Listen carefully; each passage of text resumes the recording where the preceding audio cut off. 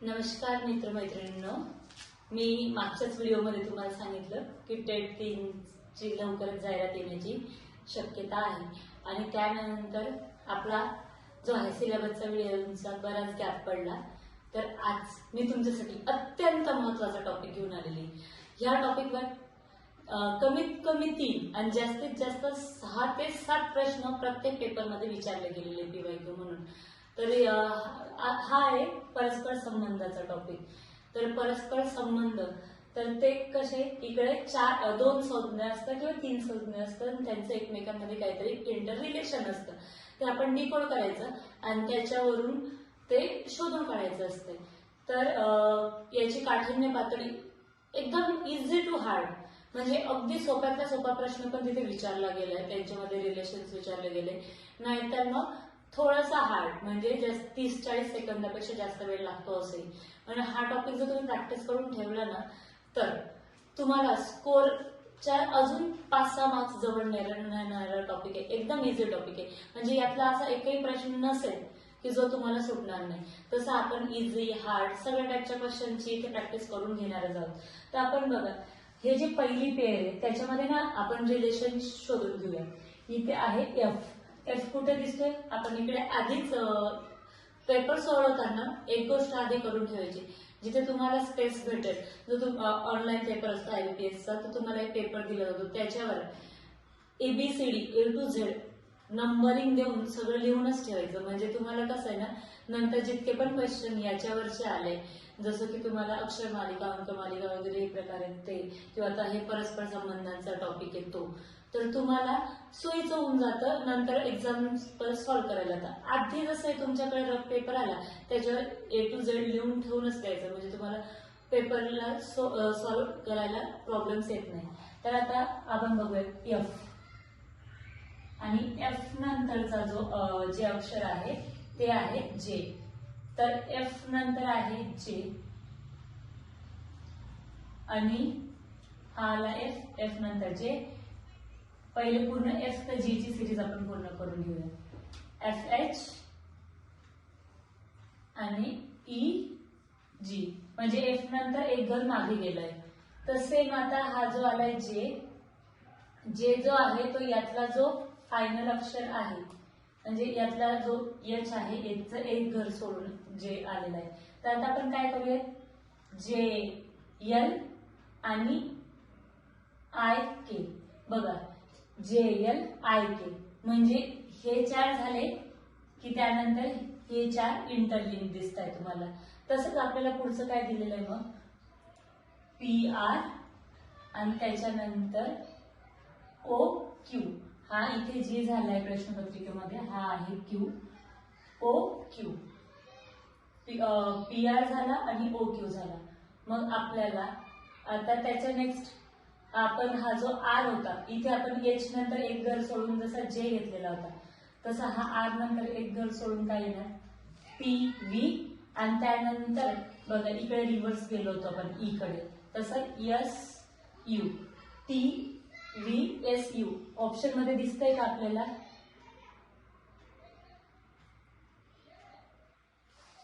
Yes, पर्याय क्रमांक 1 मध्ये आपल्याला TVSU दिसतंय. तर हा आपला प्रश्न इथे सुटलाय. तर असाच आपण आता दुसरा प्रश्न घेऊया प्रॅक्टिससाठी. तर बघा मित्रांनो, आता इथे काय SHEEP शिप आहे आणि त्यानंतर PEEHS. तर ह्यांच्यामध्ये जे अल्फाबेट्स त्या तिथे आहेत तेच अल्फाबेट्स आहेत, म्हणजे याच्यामध्ये आपल्याला परत ABCDचं लॉजिक लावण्याची काही गरज नाहीये. इथे एक लॉजिक बसतंय बघा, ती शिपची स्पेलिंग आहे ती रिव्हर्स झाली. तर सेम इकडे काय होणार, जी स्क्वेअरची स्पेलिंग आहे ते रिव्हर्स होणार. पण बघा तिथे P स्मॉल होता तो नंतर कॅपिटल झाला, तर E जो स्मॉल आहे तो कॅपिटल होणार. तर आपल्याला E पासून स्टार्ट होणारा पर्याय क्रमांक 2 दिसतोय. बघा रिव्हर्स जर घेतलं तर ही सेकंड स्पेलिंग SQUARE जी आहे याचा पर्याय क्रमांक तुम्हाला येणार 2. आणि अनदर ऑप्शन, मी ऑप्शन्स ऑब्झर्व करून मला असं लक्षात येतंय की इकडे ना कोणता तरी एक नंबर काढलाय, दुसरे अक्षर डबल घेतलेले, जे याच्यामध्ये आहेत ते अक्षर इथे लेफ्ट केलेले आहेत. जसं की इकडे U त्यांनी घेतला नाहीये, इथे एस डबल झालेला आहे, ए घेतलेला नाहीये, म्हणजे हे सेकंड लॉजिक आहे आणि एकदम इझी लॉजिक घेतलं की रिव्हर्स स्पेलिंग झाली. इतकं इझी, इतकं सिम्पल, अगदी काही सेकंदात सोडवता येईल, इतके पण इझी क्वेश्चन्स त्याच्यामध्ये असतात. तर बघा ह्या प्रश्नामध्ये UVDS आणि त्याचं ऑप्शन आलाय USBD, म्हणजे ते इंटरलिंक आहे. तर तसंच आपल्याला रिलेशन काढायचं PEAX चं, जसं या दोघांमध्ये रिलेशन आहे. तर इकडे बघा U आहे पहिला आणि इकडे पण आलाय पहिला U, म्हणजे इकडे आपल्याला सरळ काय पहिला इथे आपल्याला पर्याय काय येणार, पहिला P ने सुरू होणार.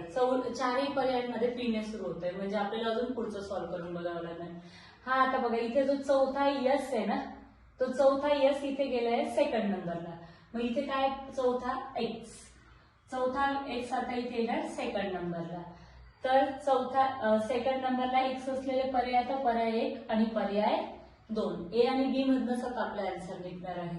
त्यानंतर जे आहे सेंटरला बीडी जसंच तसे पुढे फॉरवर्ड झाले बघा, बीडी मध्ये काही झाले का नंतर चेंज नाही. तर इथे काय येतोय EA जसंच तसे इथे फॉरवर्ड होणार आता EA. तर बघा पर्याय क्रमांक असं येते का PXEA वाला पर्याय क्रमांक 1 याचं उत्तर येते. तर बघा आता इथे काय CDFK आणि XWUP, तर हे सेम आहेत का अल्फाबेट नाही, मग आपल्याला काय करावं लागणार, आता हे जे आपण अल्फाबेट्स लिहून घेतलंय यांचे सोबत घ्यायला लागणार आणि जे इथे लॉजिक लागलंय तेच आपल्याला पुढच्या PQXSX साठी वापरावं लागणार. तर आता C आणि C च्या पुढे घेतलाय X. आता हा C आहे आणि हा C च्या खाली आहे X. तर बघा तुम्ही मला ऑब्झर्व केलं असणार, मी काय केलंय A ते M आणि नंतर इकडे रिव्हर्स एन पासून Z पर्यंत लिहिलंय. आपल्याला टोटल 26 अल्फाबेट असतात, 30 असे लिहून घ्यायचे की आपल्याला ना असे जर क्वेश्चन आले तर ते त्यांचं लॉजिक लावायला असं लिहून घेतलेले अल्फाबेट्स कधीही फायद्यात पडतात. तर आता हा C साठी आलाय X, D साठी बघा W, म्हणजे जो अल्फाबेट आहे त्याच्या एक्झॅक्ट खालचा अल्फाबेट त्याच्यासाठी येतोय. आता F साठी काय आहे U आणि P साठी काय आहे P साठी K साठी आहे P, म्हणजे त्याच्या खालचा अल्फाबेट त्या प्रत्येकासाठी दिला गेलेला आहे. आता पुढचा आहे आपला PQSX. आता हा P इथे, Q इथे, S आणि X, म्हणजे आपल्याला आता खालची जी लाईन आहे तिच्यामध्ये आपल्याला अल्फाबेट्स त्यांनी विचारले. तर वरचे होते तेव्हा आपण खालचं अल्फाबेट कन्सिडर केलं, तर आता खालचे म्हणून आपण वरचं अल्फाबेट घेऊ. तर P साठी जो वरचा अल्फाबेट काय येणार आहे K. तर K ने स्टार्ट होणारे कोणकोणते पर्याय आहेत, पहिला, दुसरा आणि चौथा. तिसरा पर्याय इथे आपण रिझर्व करतोय कारण की तो J पासून स्टार्ट होतोय. नंतर Q नंतर J, Q साठी काय येणार हा वरचा त्याचा J. J असलेला पर्याय इथे फक्त पर्याय क्रमांक 2 जो दिसतोय ना तो KJ पासून स्टार्ट होणार आहे, तर याचं उत्तर पर्याय क्रमांक 2 दिसणार आहे. आणि हे पटापट आपण ऑप्शन्स वरून सोडवत जायचं, कसं आहे वेळ नाही. आता आपण टॅली करत एक्झामला बसायचं नाही, तरी तुम्हाला तुमच्या कन्फर्मेशनसाठी आपण पुढचं पण टॅली करून घेऊयात. तिसरा अल्फाबेट आहे S साठी येणार H, तिथे आलाय का H, आणि त्यानंतर चौथा आहे X साठी C. बघा आपला हा पर्याय टॅली होतोय. जसं पहिला 2 अक्षरात तुम्हाला पर्याय सापडला तिथल्या तिथे ते ऑप्शन टिक करून पुढे चालायचं. कसं आहे ना, आपल्याला वेळ खूप कमी आणि कमी वेळेत जास्त प्रश्न इफेक्टिव्हली सोडवायचे असतात, त्याच्यासाठी आपला स्पीड खूप महत्वाचा असतो. तर हे जितकं पटापट उत्तर शोधता येईल तेवढं शोधून पुढे चालायचं. तर बघा इथे आहे 5 125. तर 5 आणि 125 मधलं जे रिलेशन असेल ते आपल्याला 11 आणि पुढच्या संख्येमध्ये काढावं लागेल. तर 5चं आणि 125चं रिलेशन काय बरं का, 5चा घन 125 आहे, नाहीतर 5 गुणिला 5 गुणिला 5, 5 5 25 आणि 25 5 125. सेम आपल्याला मग इथे 11चा घन काढून घ्यावा लागणार. 11चा घन काय येतो 1331. बघा 11चा घन काय येतो 1331. हे याचं रिलेशन आहे. तर याचा पर्याय क्रमांक येणार 4. इतकी इझी एक्झाम्पल असतात, लगेच सुटतं. तर बघा आता हे एक्झाम्पल आहे, याच्यामध्ये फक्त पहिल्या 2 टर्म दिलेल्या आहे. नंतरच्या दोघी इंटर रिलेशन वाल्या टर्म आपल्याला शोधायच्या आहे. तर त्या आता आपण बघूया. पहिल्या याच्यामधलं रिलेशन शोधून घेऊ आणि मग त्यानंतर 4ही पर्यायांमध्ये असं कोणता पर्याय आहे जो सेम रिलेशन फॉलो करतो तो आपण मग आपण ऑप्शन म्हणून निवडूया. आता इथे पहिल्या पर्यायामध्ये काय दिसतंय बघा, कोणतं की तर 9च्या पटीत वगैरे तर हे दिसत नाही 26 डायरेक्टली. पण मग 9 त्रिक किती होतात बरं का, 9 त्रिक 27 आणि 27 मधनं 1 मायनस केला तर आपल्याला 26 मिळतोय. तर आपल्याला 9 आणि 26 मध्ये हे एक रिलेशन आपल्याला इथे दिसून येत आहे. तर आपण सगळेच एक्झाम्पल टॅली करूया. 7 त्रिक 21 आणि 21 वजा 1 केलं तर पहिल्याचं उत्तर काय पाहिजे होतं 20. म्हणून इथे आपला पहिला पर्याय कॅन्सल होतोय. आता दुसरा पर्याय पाहूयात. 11 त्रिक 33. 33 वजा 1 केलं तर पर्याय 22 इथे पाहिजे होतं, पण इथे आहे 31. म्हणून हा पण आपला पर्याय इथे कॅन्सल होतोय. आता तिसरा चेक करूया. 10 त्रिक 30. 30 वजा 1 केलं तर 29. 29 इथे आहे का नाही, 21 दिले, म्हणून हा पण पर्याय कॅन्सल. आता आपण चौथा टॅली करूया, म्हणजे आपल्याला लॉजिक बरोबर लागलंय की नाही ते आपल्याला समजेल. डायरेक्ट चौथं टिक नको करून घेऊया. 8 त्रिक 24. 24 वजा 1 येतो 23. तर हे जे पर्याय क्रमांक 4 आहे ते एकदम लॉजिक बरोबर बसलंय. आपण जे लावलं होतं ते म्हणून इथे पर्याय क्रमांक 4. तर बघा आपण अल्फाबेट्स जे आहेत त्यांची जी होते इंटर रिलेशन्स ते पाहिले. आता आपण नंबर्सचे पाहून घेऊया. आता इथे आपल्याला पहिल्या याच्यात दिसते 16 आणि 4. तर 4 चोक 16 होतोय. तर आपण पाहूयात 7 चोक 28. 28 हा पर्यायांमध्ये नाही. तर दुसरा ऑप्शन काय 4चा वर्ग 16. मी तुम्हाला मागचे जे आपण नंबर सिरीज पाहिलं होतं तिथे पण सांगितलं होतं वर्ग घन हे पाठ करून ठेवायचं. हे आपल्याला ना आपली जी फ्रिक्वेन्सी ते वाढवायला मदत करतं. 4 चोक 16 तर 7 चोक 28 नाही बनणार. तर 4चा वर्ग 16 तर 7चा वर्ग काय 49. तर आपल्याला इथे लगेच पर्याय भेटला 49. तर बघा इथे बघा किती इझी एक्झाम्पल आहे.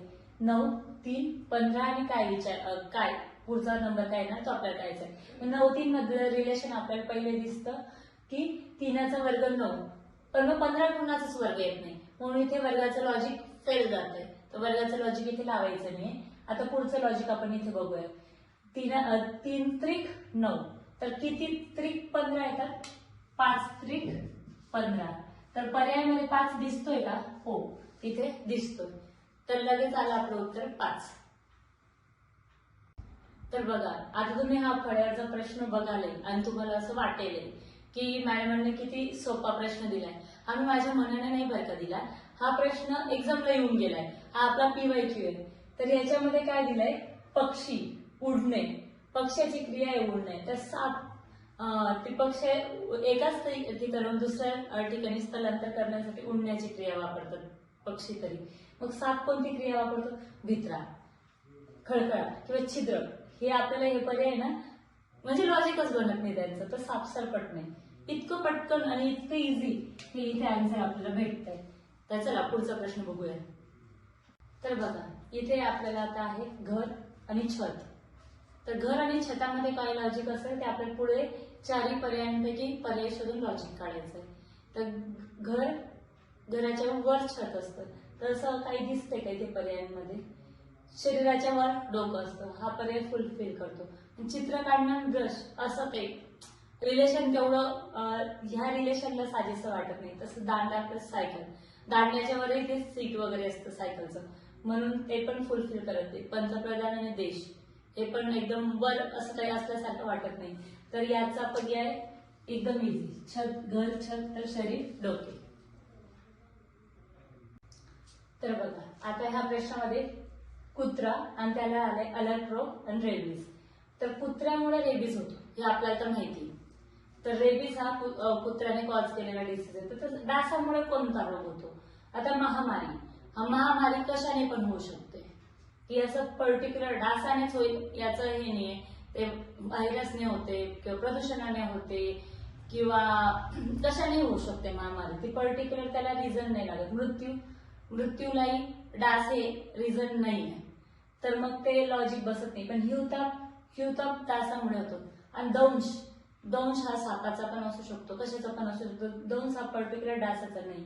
म्हणून इथे पर्याय क्रमांक 3 सी हा पर्याय इथे येतो, हिवताप. आता तुम्ही आजचा व्हिडिओ हा मी असाच नाही बनवलाय बरं का. याच्यावर कमीत कमी ऍव्हरेजली 5 प्रश्न प्रत्येक पेपरमध्ये विचारले गेले होते प्रत्येक दिवसाच्या शिफ्टमध्ये. म्हणून मी हा व्हिडिओ बनवलाय. आणि प्रश्नपत्रिकेत विचारले गेलेले प्रत्येक टॉपिक मी कव्हर करण्याचा प्रयत्न करणार आहे. जर तुम्हाला असेच व्हिडिओ पाहिजे असतील तर चॅनलला नक्की लाईक करून ठेवा. आणि ही चॅनलची लिंक किंवा या व्हिडिओची लिंक तुमच्या मित्रमैत्रिणींपर्यंत शेअर करा आणि चॅनलला नक्की सबस्क्राईब करा. असेच काही व्हिडिओ मी आधी पण बनवले, ते व्हिडिओ जाऊन चॅनलवर नक्की चेक करा आणि तुमचं असंच सपोर्ट बनवून ठेवा. थँक्यू.